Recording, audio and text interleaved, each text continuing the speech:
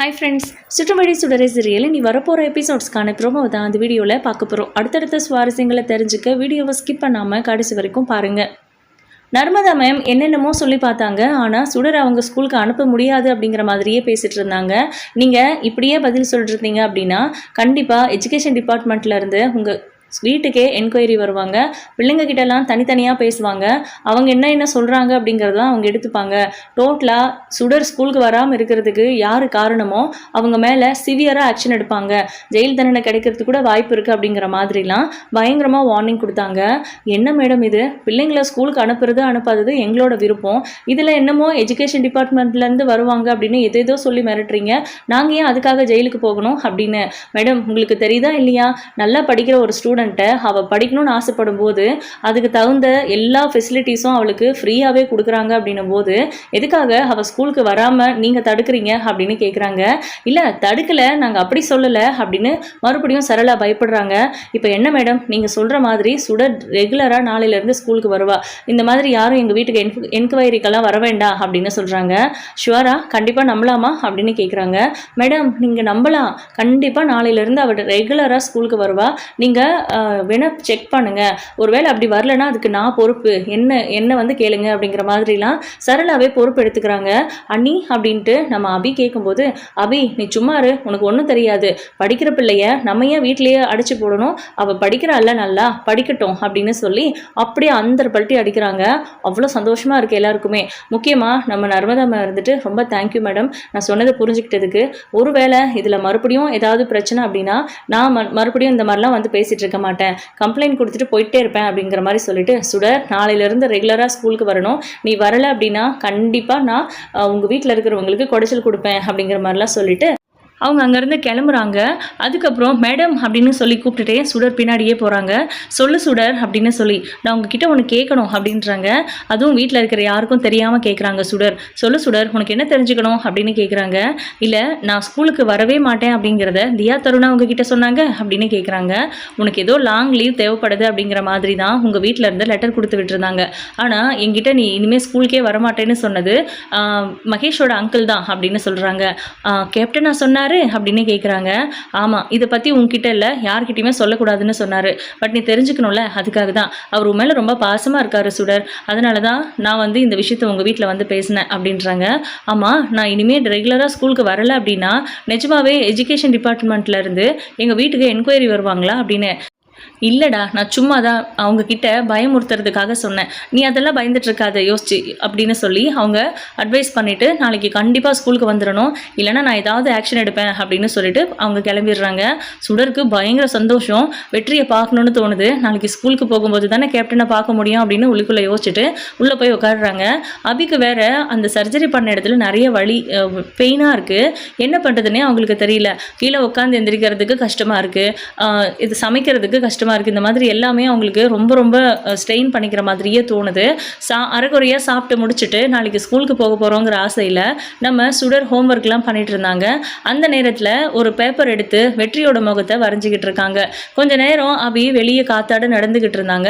அதுக்கப்புறம் படுக்கலான்னு சொல்லி உள்ளே வந்தால் அவங்களால அந்த வலி தாங்கவே முடியல, நெஞ்சை பிடிச்சிக்கிட்டே வந்து உட்காடுறாங்க. அப்படி உட்காரும்போது அவங்க அந்த நிலைமையில் இருக்காங்க அப்படின்னு தெரியாமல் சுடர் இருந்துட்டு அவங்க வரைஞ்ச ஃபோட்டோவை அவங்க கிட்ட காமிச்சு, அம்மோ இங்கே பாருங்கள், கேப்டனை அப்படியே நான் வரைஞ்சிருக்கேன் அப்படின்னு சொல்லிட்டு காமிக்க நம்ம அபி வந்து வழியில் துடிக்கிறாங்க அப்படின்னு. அதுக்கப்புறம் தான் சுடர் நோட் பண்ணுறாங்க. அதை அப்படியே கீழே வச்சுட்டு, அம்மோ என்னாச்சு அம்மோ, என்ன பண்ணுது அப்படின்லாம் கேட்டுட்டு இருக்காங்க. ஒன்றும் இல்லைடா அப்படின்னு சொல்லிட்டு. ஆனால் திரும்ப திரும்ப அவங்க வழியில் துடிக்கிறத பார்த்துட்டு யாரை கூப்பிடுறது, மாமா கிட்ட பேசுகிறதா வேணாமா அப்படின்னு பயந்துட்டு இருக்காங்க. ஆனால் சொல்லி தானே ஆகணும், ஏதாவது எமர்ஜென்சினா என்ன பண்ண முடியுங்கிற மாதிரி யோசிச்சுட்டு போயிட்டு கதவை தட்டுறாங்க. நம்ம சண்முகம் வேகமாக எந்திரிக்கிறாரு. நீங்கள் படுக்கிறீங்களா, நான் பார்த்துக்கிறேன் யாருன்னு அப்படின்னு சொல்லி நம்ம சரளா எந்திரிச்சு வந்து கதவு ஓப்பன் பண்ணுறாங்க. எதுக்கு இந்த நேரத்தில் டிஸ்டர்ப் பண்ணுற, நீ தான் யார்கிட்டையும் பேசக்கூடாது எங்கள் கூட எல்லாம்னு சொல்லியிருக்கேன்ல அப்படின்றாங்க. அத்தை அங்கே அம்முவுக்கு அப்படின்றாங்க. அம்முவுக்கா என்னாச்சு அப்படின்றாங்க. அவங்களுக்கு சர்ஜரி பண்ண இடத்துல வலிக்குதாமா, அவங்க வலியில் துடிச்சிட்டு இருக்காங்க அத்தை அப்படின்னு சொல்கிறாங்க. உடனே சண்முகம் இதுக்கு காதில் வாங்கிக்கிட்டு ஓடி வராரு. சரளாவுக்குமே இது கஷ்டமாக தான் இருக்குது. ஓடி வந்து அபி என்னாச்சு என்ன பண்ணுது அப்படின்னு சொல்லி கேட்டுட்டு இருக்காங்க. என்னால் முடியல அண்ணி ரொம்ப வலிக்குது அப்படின்னு சொல்கிறாங்க. மெடிசன் எடுத்தியா இல்லையா அப்படின்னு கேட்குறாங்க. சண்முகமும் அதே தான் கேட்குறாரு. நான் மெடிசன் எடுத்தேன், இருந்தாலும் என்னால் வலி தாங்க முடியலை அப்படின்னு சொல்கிறாங்க. எங்க உடனே வண்டி கூப்பிட்டுட்டு வாங்க, ஹாஸ்பிட்டலுக்கு கூப்பிட்டு போகலாம் அப்படின்னு சரளாவே சொல்ல ஓடி போய் நம்ம சண்முகம் ஒரு ஆட்டோ கூட்டிகிட்டு வராரு. இப்போ பார்த்தீங்கன்னா குழந்தைங்கள வீட்டில் பத்திரமா இருக்க சொல்லிட்டு நம்ம சரளாவும் சண்முகமும் அபியை கூப்பிட்டு போகிறாங்க. நானும் கூட வந்தே தீருவேன் அப்படின்னு சொல்கிறாங்க. நீ எதுக்கு வரணும், நாங்கள் போயிட்டு வந்துடுறோம் அப்படின்னு சொல்கிறாங்க. தியாவும் தருணும் தூங்கிட்டு இருக்காங்க. சுடர் வந்தால் வரட்டும், அவள் இங்கே இருந்தால் நிம்மதியாக இருக்க மாட்டா அப்படின்னு சொல்லி கூப்பிட்டு போகிறாங்க. சரி ஓகே அப்படின்னு சொல்லிட்டு ஹாஸ்பிட்டலுக்கு போனால் அவங்க ஸ்ட்ரெயின் பண்ணியிருக்காங்க. நான் தான் ஏற்கனவே சொல்லியிருந்தேன்ல, அவங்க தரையில் படுக்கக்கூடாது, அதிகமாக ஃபீல் பண்ணுறது, எமோஷன் ஆகிறது, இந்த மாதிரிலாம் இருக்கக்கூடாது. அவங்க ஃபஸ்ட்டு கொஞ்சம் ஃப்ரீ மைண்டாக இருக்கணும், வெயிட் தூக்குறது, வேலை செய்கிறது இதெல்லாம் பண்ணவே கூடாதுங்கிற மாதிரிலாம் நிறைய சொல்லியிருந்தேன். ஆனால் எதையுமே நீங்கள் ஃபாலோ பண்ணல போல இருக்குது அப்படின்னு திட்டுறாங்க. சரளாவுக்கு ஒரு மாதிரி குற்ற உணர்ச்சியாக இருக்குது. உண்மையிலே இது எவ்வளோ பெரிய சர்ஜரி, ஆனால் நம்ம தானே கொஞ்சம் கூட யோசிக்காமல் அபியை வந்து இவ்வளோ கஷ்டப்படுத்திட்டோம். ஏதோ அவள் தப்பு பண்ணிட்டா, நமக்கு துரோகம் பண்ணிட்டா அப்படிங்கிறதுக்காக திருந்தி வரும்போது நம்ம தானே அவளை அரவணைக்கணும். என்ன இருந்தாலும் நம்ம பண்ணது தப்பு அப்படின்னு சரளாவுக்கு தோணுது. அதனால் போயிட்டு டாக்டர் கிட்ட சொல்கிறாங்க, இனிமேல் அவள் எந்த வேலையும் செய்யாமல் நான் பார்த்துக்கிறேன், இனிமேல் அவளை பத்திரமா பார்த்துக்கிறேன் டாக்டர் அப்படின்னு சண்முகம் அபி முன்னாடியே டாக்டர் கிட்ட சொல்கிறாங்க சரளா. அவ்வளோ சந்தோஷமாக இருக்குது ரெண்டு பேருக்குமே. அதுக்கப்புறம் இப்போதைக்கு பெயின் குறையிறதுக்கு மெடிசன் கொடுத்துருக்கேன், இன்ஜெக்ஷன் பண்ணியிருக்கேன், இனிமேல் ஒன்றும் பிரச்சனை இல்லை. ஒருவேளை இதே மாதிரி பெயின் இருந்துச்சுன்னா நீங்கள் அட்மிட் ஆக வேண்டியிருக்கும் அப்படின்னு சொல்கிறாங்க. அதுக்கு அவசியமே இருக்காது டாக்டர், இனிமேல் நான் பார்த்துக்கிறேன் அப்படின்னு சொல்லிட்டு இப்போ அவங்க வீட்டுக்கு கிளம்பி வராங்க. ஆட்டோவில் நம்ம அபியால் உட்காரவே முடியல. அதுக்கப்புறம் மடியில் படுத்துக்கோ அப்படின்னு அபியை வந்து சரளா மடியில் படுக்க வச்சுக்கிறாங்க. எங்க நீங்கள் கொஞ்சம் ஆட்டோ டிரைவர் பக்கத்தில் போய் உட்காந்துக்கோங்கன்னு முன்னாடி உட்கார சொல்லிடுறாங்க. சண்முகம் முன்னாடி உட்காந்துக்க அபியை ஆட்டோவில் தன்னோட மடியில் படுக்க வச்சு கூப்பிட்டு வராங்க. சுடருக்கு அதை பார்க்குறதுக்கு ஆசையாக இருக்குது. இப்போது சண்முகத்துக்கிட்ட போய் சுடர் உட்காந்துக்கிட்டு ஃப்ரீயாக அபியை விடுறாங்க. இப்போ ஃபைனலி அவங்க எல்லோரும் வீட்டுக்கு வந்ததுக்கு அப்புறம் தான் இப்படி தரையில் படுக்க வைக்க முடியாது அப்படின்னு சொல்லி இன்றைக்கி ஒரு நாள் மட்டும் அட்ஜஸ்ட் பண்ணிக்கோ அபி, நாளைக்கு நான் உனக்கு ரூம் அரேஞ்ச் பண்ணி கொடுக்குறேன் அப்படின்னு சொல்கிறாங்க. பரவாயில்ல நீ நான் பார்த்துக்கிறேன் அப்படின்னு சொல்லவும், இல்லை நான் என்ன டாக்டர் கிட்ட சும்மா சொன்னேன்னு நினச்சிட்டு இருக்கியா, நான் உன்னோட வலியையும் வேதனையும் புரிஞ்சுக்காமல் விட்டுட்டேன், ரொம்ப சுயநலமாக இருந்துட்டேன், ஒருவேளை என் இடத்துல நீ இருந்திருந்தா இப்படியெல்லாம் நடந்திருக்க மாட்டேன்னு என்னால் புரிஞ்சுக்க முடியுது, கவலைப்படாது அபி, நான் நிஜமாக மனசார தான் சொல்கிறேன், கோவத்துலலாம் சொல்லலை, என்னை மன்னிச்சிடு, நான் ஏதோ கோவத்தில் ஆத்திரத்தில் அந்த மாதிரி நடந்துக்கிட்டேன் உங்ககிட்ட அப்படின்லாம் சொல்கிறாங்க. இதுதான் சரளா நீ, ஆனால் கோவத்தில் என்ன பண்ணுறேன்னு தெரியாமல் எதேதோ பேசிடுற அப்படின்னு சொல்லி சண்முகமும் செல்லமாக கோச்சிக்கிறாரு. இனிமேல் அந்த மாதிரி நடந்துக்க மாட்டேங்க அப்படின்னு சொல்கிறாங்க. எப்போவுமே அப்படிதான் சரளா, முன்கோபி, அவங்க இஷ்டத்துக்கு பேசிடுவாங்க, அது ரியலைஸ் பண்ணும்போது ரொம்ப வருத்தப்படுவாங்க. ஃபைனலாக இப்போது அபியை வந்து தன்னோட ரூமில் படுத்துக்க சொல்லலாமான்னு யோசிச்சுட்டு சண்முகத்துக்கிட்ட தனியாக கூப்பிட்டு போய் கேட்குறாங்க. எங்க நீங்கள் எதுவும் நினச்சிக்கலனா நானும் அபியும் வந்து ரூமில் படுத்துக்கலாமா அப்படின்னு கேட்குறாங்க. தாராளமாக படுத்துக்கோங்க, ஆனால் சுடர் அவள் அம்மா கிட்ட தான் படுத்துக்கிறேன்னு சொல்வாளே அப்படின்றாங்க. அப்போ சரிங்க, இன்றைக்கி நீங்களும் நானும் ஹாலில் படுத்துக்கலாம், அபியும் சுடரும் நம்ம ரூமில் படுத்துக்கட்டும் அப்படின்னு சொல்கிறாங்க. ஒன்றும் பிரச்சனை இல்லையா உனக்கு அப்படின்னு கேட்குறாங்க. எனக்கு ஒன்றுமே பிரச்சனை இல்லைங்க, நாளையிலேருந்து நானும் தியாவும் ரூமில் பெட்டில் படுத்துக்கிறோம், நீங்களும் தருணும் வெளியே ஹாலில் படுத்துக்கோங்க அப்படின்னு சொல்கிறாங்க. சரி ஓகேம்மா ரொம்ப சந்தோஷம் அப்படின்னு சொல்கிறாங்க நம்ம சண்முகம். இப்போது அடுத்த நாள் காலையில் சுடர் ஸ்கூலுக்கு போகிறதுக்காக ரொம்ப ஆசையாக ரெடி ஆகிட்டு இருக்காங்க. அப்போது நம்ம சரளாவுக்கு கஷ்டமாக இருக்குது சுடரை பார்க்குறதுக்கு. என்னதான் அபி தப்பு பண்ணியிருக்கா அப்படிங்கிறதுக்காக அவள் தண்டனை அனுபவிக்கிறா அப்படின்னா அவள் வயிற்றில் பிறந்த பாவத்துக்கு இந்த பிள்ளையும் அனுபவிக்கிறாளே அப்படின்னு சொல்லி ரொம்பவே அவங்களுக்காக வருத்தப்பட்டுட்டு இருக்காங்க. ஆனால் என்னைக்காவது ஒரு நாள் சுடரோட அப்பா இவளை தேடி வரணும், அப்படி தேடி வந்தால் தான் இவங்க ரெண்டு பேருக்குமே விடிவு காலம் வரும் அப்படிங்கிற மாதிரி யோசிச்சுட்டு இருக்காங்க. இப்போது எல்லாரும் ஸ்கூலுக்கு போகும்போது தியாவும் தருணும் வா சுடர் போகலாம் அப்படின்னு கூப்பிடுறாங்க. உடனே சுடர் சரளாவை பார்க்குறாங்க. போ அப்படின்னு சொல்லி சிரிச்சுக்கிட்டே தலையாட்டினதுக்கப்புறம் நம்ம சண்முகம் அப்படின்ட்டு எல்லாருமே சிரிக்கிறாங்க. ஆசையாக சந்தோஷமாக தருணோட கையை பிடிச்சிக்கிட்டு தியா ஒரு பக்கம் நம்ம சுடர் ஒரு பக்கம் அப்படின்னு சொல்லி 3 பேரும் கிளம்பி ஸ்கூலுக்கு போகிறாங்க. ரொம்ப ஹாப்பியாக இருக்குது. இப்போது அவங்க 3 பேரும் போகும்போது வெற்றி சுடர் ஸ்கூலுக்கு வருவாளா அப்படின்னு வெயிட் பண்ணிட்டு இருக்காரு. கரெக்டாக அங்கே அவங்கள பார்த்துட்டு ரொம்ப சந்தோஷப்படுறாரு. சுடர் அப்படின்னு சொல்லி கூப்பிடுறாரு. கேப்டன் அப்படின்னு சொல்லி ஓடி போய் ஹக் பண்ணிக்கிறாங்க.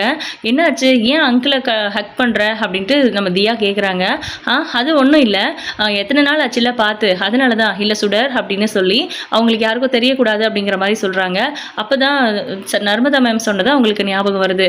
ஆமாம் ஆமாம் அப்படின்னு சொல்லி சமாளிச்சிடுறாங்க. சரி ஓகே கேப்டன், நம்ம ஆஃப்டர்நூன் நீங்கள் மகேஷ்க்கு லஞ்ச் எடுத்துகிட்டு வருவீங்கள்ல, அப்போ மீட் பண்ணலாம், நான் கிளாஸ்க்கு போகிறேன், நான் ரொம்ப எக்ஸைட்டடாக இருக்கேன், ரொம்ப நாள் கழிச்சு ஸ்கூலுக்கு போகிறேன்ல அப்படின்னு சொல்லி ரொம்ப சந்தோஷமாக சுடர் ஸ்கூலுக்கு போகிறாங்க. இவ சிரிக்கிறத பார்த்தா என் மனசு அவ்வளோ சந்தோஷப்படுது. ஆனால் அவள் கண்ணில் ஒரு சொட்டு கண்ணீர் வந்துருச்சுன்னா கூட எனக்கு அப்படியே உயிரே போகிற மாதிரி இருக்குடா அப்படின்னு புலிக்கிட்ட வெற்றி சொல்லி அழுதுட்ருக்காரு. ஆனால் உன்னை போய் அவள் நல்ல அப்பா இல்லைன்னு நினச்சிட்டு இருக்காளே, எப்படியும் ஏதாவது ஒரு நாள் இந்த எல்லா பிரச்சனைக்கும் ஒரு தீர்வு கிடைக்கும், அன்னைக்கு நீ உன் பொண்ணு அபி 3 பேரும் சந்தோஷமாக இருப்பீங்கடா அப்படின்னு புலி சொல்கிறாரு. பயங்கரமாக கோவம் வந்து திரும்பி முறைக்கிறாரு நம்ம வெற்றி. இங்கே பாரு வெற்றி, நான் சொல்கிறேன் தெரிஞ்சுக்கோ, நீ என்னைக்கு அபியை ஏற்றுக்கிறியோ அன்னைக்கு தான் சுடர் உன்னை ஏற்றுப்பா. உனக்கு சுடர் வேணும்னா நீ அபியை ஏற்றுக்க வேண்டியது தான் அப்படின்னு சொல்கிறாங்க. அவள் பண்ண காரியத்துக்கு, அவள் பண்ண துரோகத்துக்கு எப்படிடா என்னால் அவளை ஏற்றுக்க முடியும்? நீ மனசாட்சியே இல்லாமல் பேசுகிற. என்ன ஒரு பெத்த தாய் மாதிரி பார்த்துக்கிட்டவங்க பார்வதி அக்கா, அவங்க இல்லாமல் இருக்கிறது காரணமே அவதானடா அப்படின்றாங்க. வெற்றி, நான் மறுபடியும் கேட்குறேன், நீ என்ன அதை நேரில் பார்த்தியா? அபிதான் பார்வதி அக்காவை கொன்னாங்க அப்படின்னு உனக்கு தெரியுமா அப்படின்னு கேட்குறாங்க.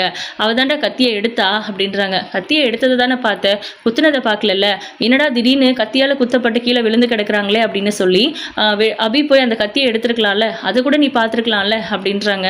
அப்படி தாண்டா எனக்கும் தோணுச்சு, ஆனால் அப்படியெல்லாம் இல்லவே இல்லை அப்படின்னு கர்ணா அடித்து சொல்கிறான் அப்படின்றாங்க.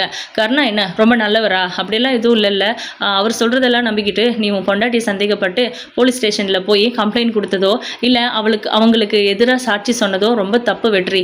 இப்போவும் ஒன்றும் குறைஞ்சி போகலை, அந்த வீட்டில் தானே இருக்கிற, நீ உண்மை என்னன்னு கண்டுபிடி, கண்டிப்பாக உனக்கு தடையும் கிடைக்கும். நீ அபியை நம்பி அவங்களுக்கு எதிராக என்ன நடந்திருக்கு அப்படிங்கிறத தேடி கண்டுபிடிக்கணும்னு முயற்சி பண்ணியேன்னா கண்டிப்பாக உனக்கு தடையும் கிடைக்கும் அப்படின்னு புலிக்குட்டி சொல்லி கொடுக்குறாரு. நானும் ட்ரை பண்ணுறேன்டா புலி, நீ சொன்னதுக்கப்புறம் எனக்கு ஒரு தெளிவு கிடைச்சிருக்கு, பார்க்கலாம் அப்படிங்கிற மாதிரியும், அபியோட கேஸை யார் எடுத்து நடத்துகிறாங்களோ அந்த லாயரை பார்த்து பேசணும் அப்படிங்கிற மாதிரியும் வெற்றியும் புலியும் பேசிக்கிட்டு இருக்காங்க. இந்த பக்கம் நம்ம அபி பார்த்தீங்கன்னா சுடர் வரைஞ்ச அந்த வெற்றியோட படத்தை பார்த்துட்டு பயங்கர அதிர்ச்சி ஆகுறாங்க. அதை பார்த்துட்டு என்ன இது, சுடர் கேப்டன்னு சொன்னாலே இந்த ஃபோட்டோ தானா, இதுதான் அவள் வரைஞ்சிட்டு இருந்தாளா, என்ன வெற்றியை வரைஞ்சி வச்சிருக்கா, வெற்றியை தான் அவள் கேப்டன்னு சொல்கிறாளா, அப்போ வெற்றியும் சுடரும் ஏற்கனவே மீட் பண்ணிக்கிட்டாங்களா, ஏன் இந்த விஷயத்தை பற்றி சுடர் நம்ம கிட்ட சொல்லவே இல்லை, சுடருக்கு வெற்றி தான் தன்னோட அப்பான்னு தெரிஞ்சிருச்சா அப்படின்லாம் ஏகப்பட்ட குழப்பமாக இருக்குது. இந்த விஷயத்தை எப்படி தெரிஞ்சுக்கிறது அப்படின்னு சொல்லி ரொம்ப ரொம்ப டென்ஷனாக இருக்காங்க. இதை சண்முகத்துக்கிட்ட பேசலாமா அப்படின்னு யோசிச்சா முதல்ல சுடர்கிட்ட பேசிட்டு அதுக்கப்புறம் சண்முகத்துக்கிட்ட சொல்லலாம் அப்படின்னு முடிவு பண்ணி வச்சிருக்காங்க. இப்போ அன்னைக்கு ஈவினிங் சுடர் வீட்டுக்கு வராங்க. அப்போ நம்ம அபி பயங்கர கோவமா உட்காந்துட்டு இருக்காங்க. சரளாவும் சண்முகமும் ஏதோ வீட்டுக்கு தேவையான பொருட்களை வாங்குறதுக்காக ஷாப்பிங் போயிருக்காங்க அப்படிங்கிற மாதிரி. தியா, தருண், நீங்கள் 2 பேரும் அப்பாவோட கடை இருக்குல்ல அது வரைக்கும் போயிட்டு வாங்க அப்படின்னு சொல்கிறாங்க. எதுக்கத்த அப்படின்னு தருண் கேட்குறாரு. அங்கே யாரோ உங்கள் அப்பா கிட்ட துணி கொடுக்க போகிறாங்களாம், அந்த துணியை வாங்கிட்டு வர்றதுக்காக தான், அவங்களுக்கு வீடு தெரியாதான் அப்படின்னு சொல்கிறாங்க. சரிங்க அத்தை அப்படின்னு சொல்லி அவங்க 2 பேரும் கிளம்பி போகிறாங்க. சுடர், எனக்கு ஒரு உண்மை தெரிஞ்சாகணும், உள்ளவா அப்படின்னு தனியாக கூப்பிட்டு போய் அந்த அவங்க வரைஞ்சி அதை எடுத்து காமிச்சு இது யாரு அப்படின்னு கேட்குறாங்க. நேற்று தான் இது உங்ககிட்ட காமிக்கணும்னு நினச்சாமோ, இதில் இருக்கிறது தான் கேப்டன் அப்படின்னு சொல்கிறாங்க. கேப்டனா அப்படின்னு கேட்குறாங்க. ஆமாமோ, நைட்டே நான் உங்ககிட்ட இதை காமிச்சேன், நீங்கள் தான் ஏதோ நெஞ்சு வழியில் இதை பார்க்காம விட்டுட்டீங்க அப்படின்னு சொல்கிறாங்க. அப்போது நீ இவரை தான் கேப்டன் சொல்லிட்டு இருக்கியா அப்படின்னு கேட்குறாங்க. ஆமாம் அப்படின்ட்டு. இவர் யாருன்னு தெரியுமா சுடர் அப்படின்னு கேட்குறாங்க. தெரியாது அப்படின்னு சொல்கிறாங்க. சுடர், நான் ஒன்று சொல்லுவேன், நீ இதை கேட்டு அதிர்ச்சி ஆகக்கூடாது, நீ யாரை முழுசாக வெறுக்கிறியோ அந்த அப்பா தான் இது அப்படின்னு சொல்கிறாங்க. என்னமோ சொல்கிறீங்க அப்படின்னு ஷாக் ஆகி கேட்குறாங்க. ஆமாம் சுடர், உனக்கு உன்னோட அப்பாவை பிடிக்குமா அப்படின்னு. இல்லை, எனக்கு பிடிக்கவே பிடிக்காது அப்படின்னு சொல்கிறாங்க. இவர் தான் உன்னோட அப்பா அப்படின்ட்டும், அதுதான் அவர் ரொம்ப நல்லவர் கெட்டவர் அதெல்லாம் எதுவுமே சொல்கிறதில்ல, இவர் தான் உன் அப்பா அப்படின்னு அப்படியே மொட்டையாக சொல்லி முடிக்கிறாங்க. சுடர் அப்படியே ஷாக் ஆகி நிற்கிறாங்க. இல்லமோ, இவர் கேப்டன் அப்படின்னு சொல்கிறாங்க. அவருக்கு தெரியுமா நீ தான் அவரோட பொண்ணுன்னு அப்படின்னு கேட்குறாங்க.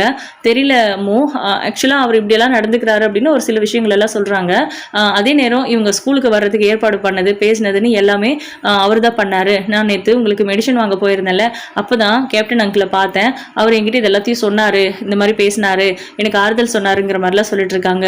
அப்போ கண்டிப்பாக வெற்றிக்கு தெரிஞ்சிருக்கு அப்படிங்கிற மாதிரி அபி புரிஞ்சுக்கிறாங்க. என் கூட வான்னு சொல்லி வீடை பூட்டிட்டு நேராக கிளம்பி போகிறாங்க. இந்த உன்னோட ஃப்ரெண்டுக்கு கால் பண்ணி உன்னோட கேப்டனை வர சொல்லு அப்படின்னு சொல்கிறாங்க. ஃபோன் நம்பரை டைப் பண்ணி மகேஷ்க்கு கால், அதாவது மகேஷோட நம்பர்னா அது வெற்றியோட நம்பர் தானே, அந்த நம்பர் கால் பண்ணுறாங்க. என்ன ஏதோ புது நம்பர்லேருந்து கால் வருது அப்படின்னு சொல்லி ஃபஸ்ட்டு வெற்றி அவாய்ட் பண்ணுறாரு. திரும்ப கால் பண்ணிகிட்டே இருக்கும்போது அட்டன் பண்ணிவிட்டு ஹலோ அப்படின்றாரு. கேப்டன் அப்படின்றாங்க சுடர். சொல்லு சுடர், இது உன்னோட நம்பரா அப்படின்னு. இது அம்முவோட நம்பர் அப்படின்றாங்க. கோவப்படுறாரு. பட் இருந்தாலும் பரவாயில்லைன்னு நினச்சிக்கிட்டு சொல்லு சுடர் அப்படின்றாங்க. எங்கள் வீட்டு பக்கத்தில் பார்க் ஒன்று இருக்குல்ல, அங்கே வர முடியுமா கேப்டன் அப்படின்னு கேட்குறாங்க. உன் கூட யார் இருக்கா அப்படின்னு. நான் இருக்கேன்னு சொல்லாத அப்படின்னு சொல்கிறாங்க. நான் மட்டும் தனியாக தான் இருக்கேன். தியாவும் தரணும் தண்ணி குடிக்கிறதுக்காக போயிருக்காங்க. நாங்கள் 3 பேரும் இங்கே விளையாட வந்தோம் அப்படின்னு சொல்கிறாங்க. உன் அம்மாவோட ஃபோனுன்னு சொன்ன, அது ஏன் உங்ககிட்ட இருக்கு அப்படின்னு கேட்குறாங்க. நாங்கள் எங்கேயும் தொலைஞ்சு போயிடக்கூடாதுன்னு சொல்லி ஃபோனை என்கிட்ட கொடுத்தாங்க. அதான் மகேஷை கூட்டிகிட்டு வர சொல்லலான்னு ஃபோன் பண்ணேன் அப்படின்றாங்க. மகேஷ் இங்கே இல்லை, அவங்க அப்பா எங்கேயோ வெளியில் கூப்பிட்டு போயிருக்காரு, நான் வேணா வரேன் அப்படின்னு சொல்கிறாங்க. ஓகே கேப்டன் அப்படின்னு சொல்லிட்டு இப்போ பார்த்தீங்கன்னா வெற்றி பார்க்குக்கு வந்து எல்லா இடத்துலையும் சுடரை தேடுறாங்க. அவங்க தனியாக ஒரு ஊஞ்சல் கிட்ட நின்றுட்டு இருக்காங்க. சுடர் அப்படின்னு சொல்லி ஓடி வந்து சுடரை தூக்கி கொஞ்சறாரு. அப்போ பார்த்தீங்கன்னா அபி இருந்துட்டு ஒரு மாதிரி முறைச்சிக்கிட்டு நிற்கிறாங்க. ஆனால் சுடர் முகத்தில் சிரிப்பே இல்லை.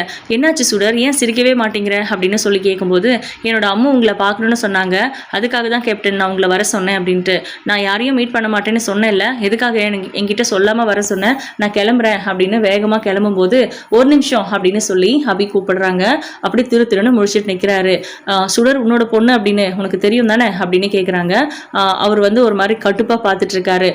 சுடர் தான் அப்பாவை வெறுக்கிறாங்களே, அவ முன்னாடியே கேட்குறாங்களே அப்படிங்கிறது நம்ம வெற்றிக்கு கொஞ்சம் வருத்தமா இருக்கு.